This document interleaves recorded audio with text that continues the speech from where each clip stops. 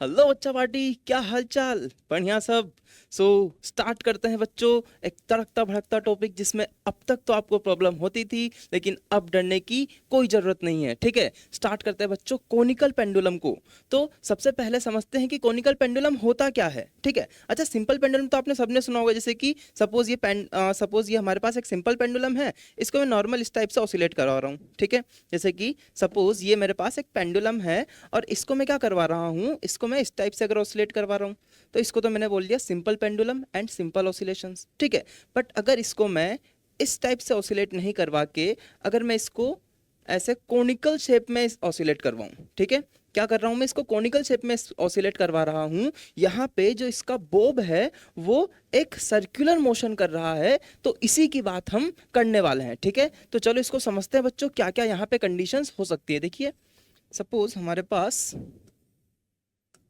एक rigid support से हमने क्या किया हुआ है, एक सिंपल पेंडुलम को ज्वाइन किया हुआ है। ठीक है, ये हमारे पास इस टाइप से एक सिंपल पेंडुलम था।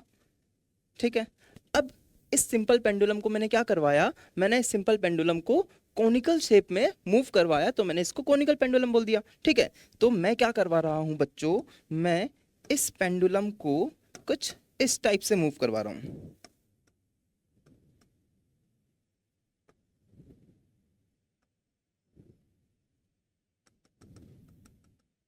थोड़ा 3D इफेक्ट देने की कोशिश करते हैं। ठीक है, तो ये जो पेंडुलम है हमारा कुछ इस टाइप से मूव कर रहा है।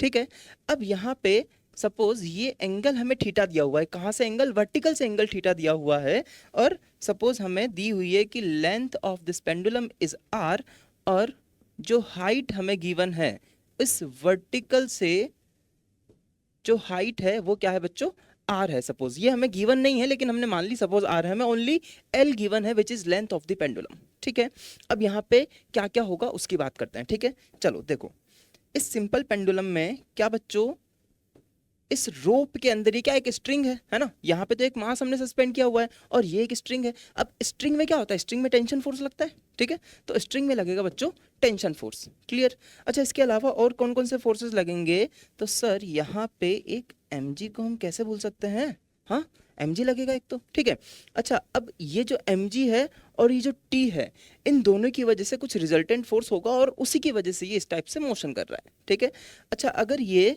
सर्कुलर मोशन कर रहा है और उस सर्कल का जो रेडियस है वो रेडियस चेंज नहीं हो रहा है, तो सपोज मैंने इसकी रेडियस मान ली है आर। ठीक है, रेडियस इस सर्कल की रेडियस है ना, आर इस सर्कल की रेडियस है। ठीक है, और एच जो है वो यहाँ तक की हाइट है, ओनली ये वाली हाइट जिस हाइट पे वो वर्टिकल से सर्कुलर मोशन कर रहा है। ठीक है, अब क्या होगा, अब देखो यहाँ पे जो mg था और ये वाला एंगल थीटा, ये वाला भी थीटा हो जाएगा, है ना, ये थीटा ये भी थीटा। अच्छा, ये अगर t इस डायरेक्शन में है तो क्या वर्टिकल से इसका एंगल भी थीटा होना चाहिए। ठीक है, अब इस t का एक कंपोनेंट इस डायरेक्शन में होगा, इस t का दूसरा कंपोनेंट इस डायरेक्शन में होगा। ठीक है, यहां तक क्लियर है बात? तो t के दो कंपोनेंट बनाते हैं, first one is t cos theta which will be balanced by this mg, and the another one is t sin theta।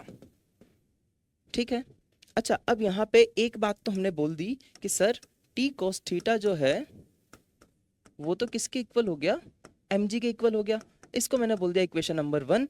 अच्छा, t sin थीटा क्या होगा, अब t sin थीटा क्या होगा बच्चों, सपोज इस ऑब्जेक्ट की जो वेलोसिटी है ना, वो वेलोसिटी v है। सपोज हमने मानी है कि सपोज वेलोसिटी v है, ये गिवन नहीं है ना, हमें गिवन क्या क्या है, गिवन ओनली l इसकी लेंथ गिवन है और थीटा गिवन है। ठीक है, और इसका मास गिवन है।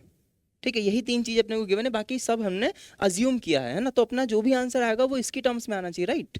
अब यहाँ पे ये अगर v वेलोसिटी से सपोज रोटेट कर रहा है, एक सर्कुलर पाथ पे रिवॉल्व कर रहा है, तो हमने बच्चों सेंट्रीपिटल फोर्स के बारे में पढ़ा हुआ है। और क्या सेंट्रीपिटल फोर्स जो होता है वो इनवर्ड फोर्स लगने वाला होता है, जो इनवर्ड डायरेक्शन में लगने वाला नेट फोर्स होता है वही सेंट्रीपिटल फोर्स होता है, बिल्कुल ऐसा ही होता है।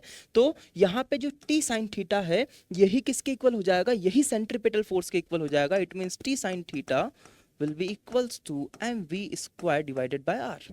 यहाँ तक क्लियर है बात? अब इसको मैंने इक्वेशन नंबर 2 दे दिया, और सपोज अगर मैं 1 और 2 को डिवाइड करता हूँ, मुझे क्या क्या कैलकुलेट करना है, मुझे बच्चों एक तो वेलोसिटी कैलकुलेट करनी है। ठीक है। इसके अलावा इसका टाइम पीरियड पूछ सकते हैं कि कितने टाइम में एक रिवोल्यूशन कंप्लीट कर रहा है, तो टाइम पीरियड भी कैलकुलेट कर लेंगे, कोई दिक्कत नहीं, ठीक है। अच्छा, वेलोसिटी कैलकुलेट करने के लिए मुझे इसकी एंगुलर वेलोसिटी वगैरह कैलकुलेट करनी पड़ेगी, वो देख लेंगे। बाकी मेन तो हमें ये दोनों चीज़ें कैलकुलेट करनी है, ठीक है, velocity of this Bob and time period of this Bob, ठीक है। चलो देखो, अगर मैंने 1 और 2 को डिवाइड किया तो यहाँ पे क्या बन जाएगा। अच्छा, 2 और 1 को कर देते हैं ना, हमारे लिए जो टेन थीटा होता है ना वो ज़्यादा सही रहता है, ठीक है। तो 2 डिवाइडेड बाय 1 कर देते हैं ना, अच्छा लगता है बस ऐसे टेन थीटा देखने में, कोट थीटा नहीं लिखते इसलिए। 2/1 किया तो साइन अपॉन कोस क्या हो जाएगा बेटा, tan theta is equals to यहाँ पे mv²/r, और इधर क्या है बेटे mg, तो m से m गया तो क्या बच गया, v² की अगर मैं वैल्यू देखूं तो ये हो जाएगा rg tan theta, and v की वैल्यू हो गई बच्चों √rg टेन थीटा। यहाँ तक क्लियर है बात। अच्छा, इस r की वैल्यू भी कैलकुलेट कर सकते हैं क्या, यहाँ से अगर मैं इस r की वैल्यू कैलकुलेट करना चाहूँ, देखो r कहाँ पे है, इस ट्राइंगल में है, इस ट्राइंगल को बाहर निकाल लेते हैं।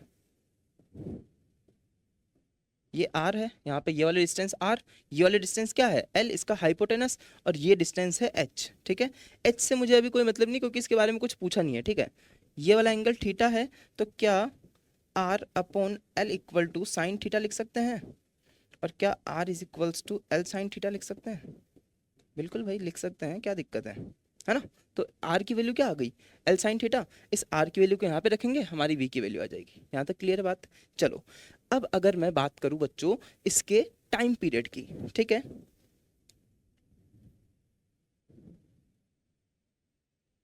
अगर इसके टाइम पीरियड की बात करें तो टाइम पीरियड क्या होता है, टाइम पीरियड होता है 2π/ω, ठीक है। मतलब मुझे ओमेगा कैलकुलेट करना पड़ेगा। ओमेगा क्या होता है, v/r, यही तो होता है।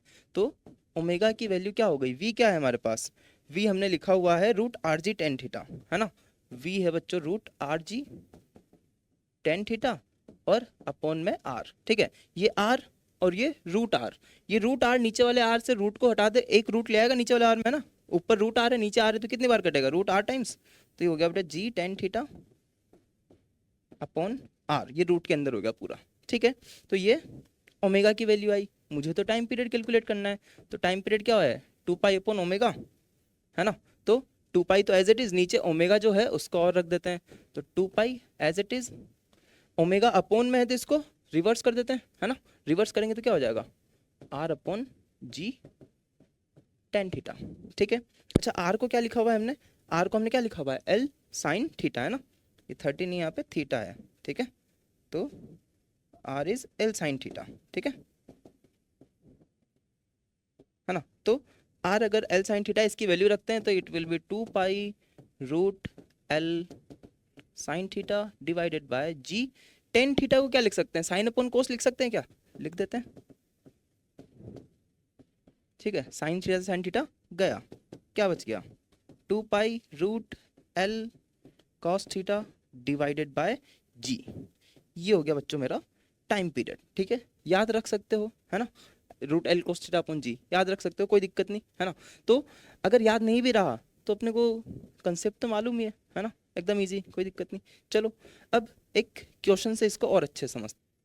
क्वेश्चन क्या बोल रहा है बच्चों, क्वेश्चन कुछ इस टाइप से है कि the length of string of conical pendulum is 10 metre, ठीक है। स्ट्रिंग की लेंथ दी हुई है 10 मीटर, मतलब कि जो भी हमारा पेंडुलम है उस पेंडुलम की लेंथ 10 मीटर है। अच्छा, इसको ऐसा ही बनाता हूँ मैं डायरेक्ट अब, क्योंकि अपने को पता है कॉनिकल पेंडुलम है, तो ये 10 मीटर इसकी लेंथ दी हुई है, ठीक है। अच्छा, इसके अलावा क्या बोल रहा है, and it has a Bob of mass 50 ग्राम, मास दिया हुआ है इसका कितना बेटे 50 ग्राम, ठीक है।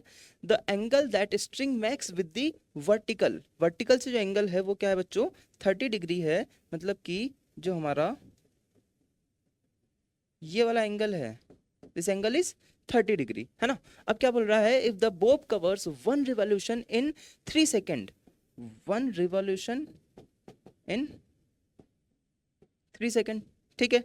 अच्छा 1 रिवोल्यूशन इन 3 सेकंड क्यों दिया हुआ है इसकी बात करते हैं अभी, ठीक है। Then the corresponding centripetal force की वैल्यू क्या होगी, मतलब कि सेंट्रीपिटल फोर्स अपने को निकालना है, ठीक है। अब देखो यहाँ पे अपने को क्या क्या गिवन है, क्या क्या कैलकुलेट करना है और इसको कैसे हम सोचे उसकी बात करते हैं, ठीक है। सबसे पहले जो निकालना है ना उसको देखते हैं कि निकालना क्या है। सेंट्रीपिटल फोर्स निकालना है, मतलब कि या तो मुझे mv² निकालना पड़ेगा या फिर m ओमेगा² निकालना पड़ेगा, राइट। अब यहाँ से r तो मैं इजीली कैलकुलेट कर सकता हूँ, एकदम इजी है ना। यहाँ पे ये जो हमारा ऑब्जेक्ट है ये कुछ इस वाले सर्कल में मूव करेगा, है ना। ये इसका रेडियस हो गया, ये इसकी रेडियस हो गई, ठीक है। आर निकल जाएगा क्योंकि अपने को ये एंगल गिवन है, ये इसकी लेंथ गिवन है, ठीक है। अच्छा मास भी गिवन है ना, तो मास में कोई दिक्कत नहीं। ओमेगा निकालना पड़ेगा। ओमेगा निकालने के लिए हमें एक कंडीशन दी हुई है बच्चों, 1 revolution is equals to 3 second. तो यहाँ से क्या मैं इसका टाइम पीरियड निकाल सकता हूँ, है ना।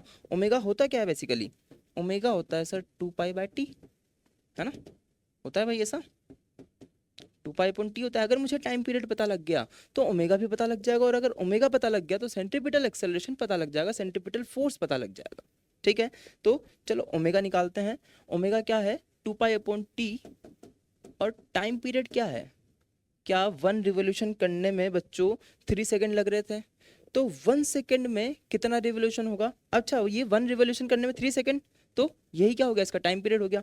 इसका एक और फॉर्मूला हो जाता है अपना फ्रीक्वेंसी वाला 2πf, है ना, तो वो भी यूज कर सकते हैं, ये भी यूज कर सकते हैं। ये अपने को सीधा सीधा क्या दिया हुआ है बच्चों, ये दिया हुआ है टाइम पीरियड, ठीक है। टी की वैल्यू अपने को गिवन है, तो ओमेगा हो गया बच्चों 2π/t रेडियन पर सेकेंड, ठीक है।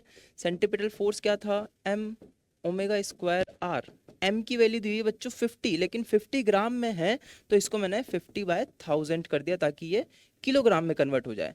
ओमेगा² मतलब कि 2π/t, और t की वैल्यू क्या है 3, और इसका होल स्क्वायर और मल्टीप्लाई बाय r की वैल्यू अगर मैं यहाँ से निकालूं तो r क्या हो जाएगा, r हो जाएगा बेटे L sin 30 डिग्री, ठीक है। अभी देखा हमने, तो r हो गया बच्चे L sin 30, तो ये हो गया L sin 30, ठीक है। L की वैल्यू पता है ना, तो ये क्या होगा 50/1000 multiply by 4π²/9 multiply by it will be 10, and sin 30 क्या होता है 1/2, ठीक है। 1 0 से 1 0 गया, 1 0 से इधर का 1 0 गया, ठीक है। अच्छा इसके अलावा और क्या क्या गया, ये गया 2 टाइम्स, ठीक है, ये भी गया 2 टाइम्स, और ये भी गया, तो बच क्या बच्चों π²/9। अब देखो π²/9 हमारे पास आंसर अभी तक आ रहा है, ठीक है। इसको मैं सॉल्व करने जाऊंगा ना तो क्या हो जाएगा 3.14 का स्क्वायर/9 ऐसा कुछ आएगा, ठीक है। अब इसको सॉल्व करना मैं अभी मतलब इसको मैं अवॉइड कर रहा हूँ सॉल्व करना, क्यों, क्योंकि मैंने क्वेश्चन पढ़ने से पहले ऑप्शंस देख लिए थे कि ऑप्शंस में बहुत ज़्यादा डिफरेंस है, ठीक है। अगर ऑप्शंस में बहुत ज़्यादा डिफरेंस है तो हमारा आंसर अगर अप्रोक्सीमेट भी आए तो भी हम इनसे कंपेयर कर सकते हैं। कैसे, देखो ये 3.14 का स्क्वायर है, ठीक है, तो ये 10 से तो कम ही आएगा। ये स्क्वायर जो है ना, ये ऊपर वाला पार्ट जो है ना वो 10 से तो कम ही आएगा, लगभग 9 के अप्रोक्स आएगा ये, और नीचे भी 9 है, ठीक है। तो आंसर जो है एक्चुअल आंसर तो 1 पॉइंट समथिंग आएगा, लेकिन हमें ऑप्शन में ओनली 1 दिया हुआ है, तो यही हमारा करेक्ट आंसर हो जाएगा, ठीक है। तो ऐसे अप्रोक्सीमेशन आप भी लगा सकते हो कैलकुलेशन को इजी करने के लिए और हमारे टाइम को बचाने के लिए, ठीक है। मिलते हैं फिर नेक्स्ट लेक्चर में।